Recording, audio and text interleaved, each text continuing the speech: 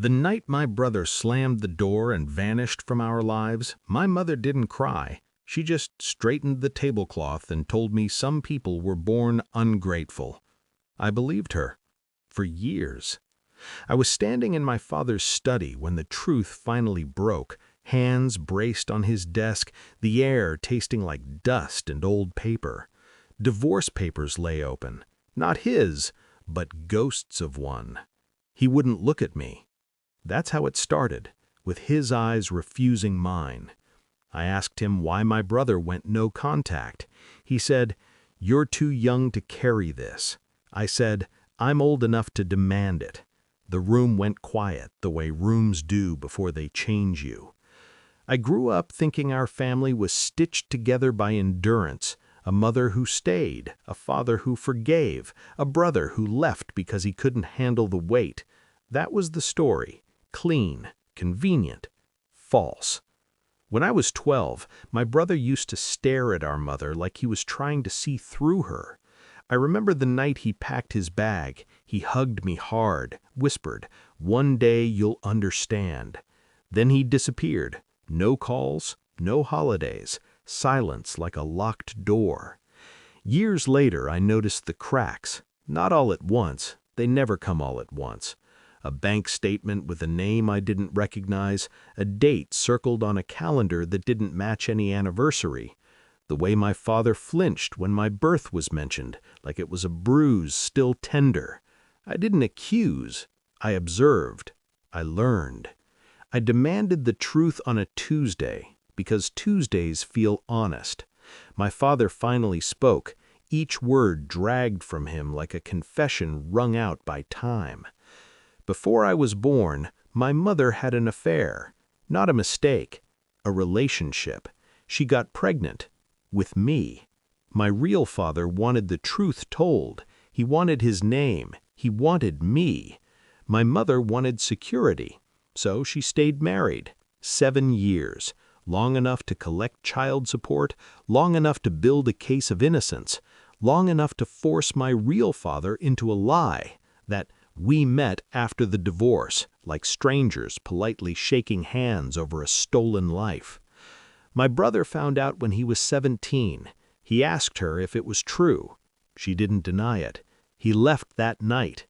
I stood there, breathing carefully, feeling something cold settle behind my ribs. Not grief, not rage, precision.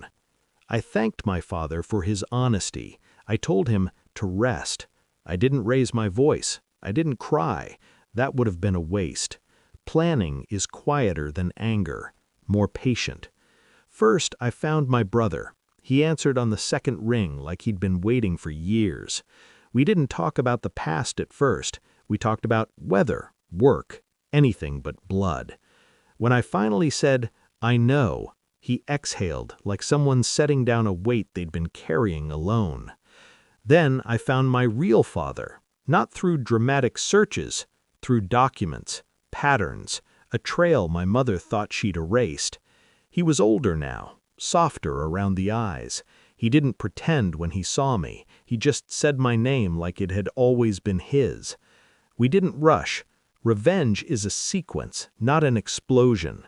I gathered records, payments, letters, the 7-year timeline that proved intent, not accident. I spoke to a lawyer who listened without interrupting. I watched my mother continue her performance, church, charity, stories about sacrifice. I let her feel safe. The confrontation came at a family dinner. I chose the table. I always choose the table. That's where lies think they're strongest. I didn't accuse her. I thanked her for staying married for money, for forcing a man to erase himself, for teaching my brother that truth has a cost, for raising me inside a lie so clean it almost worked. Her smile cracked. My father stared at his plate. Silence did what shouting never could. Then I slid the folder across the table. Legal notices, restitution, public acknowledgement, a timeline that would not be kind to her reputation. I told her she had a choice, cooperate quietly or explain everything loudly. She reached for control. She always does. It wasn't there anymore. The fallout wasn't dramatic. It was surgical. My brother came back. Not to her, to me. My real father got his name back. The truth was documented, not debated. I didn't take pleasure in her collapse. I took clarity. Now, when I think about betrayal, I don't feel heat. I feel distance. I learned that love without honesty is just a longer con. I learned that silence can be a weapon or a shield, depending on who holds it.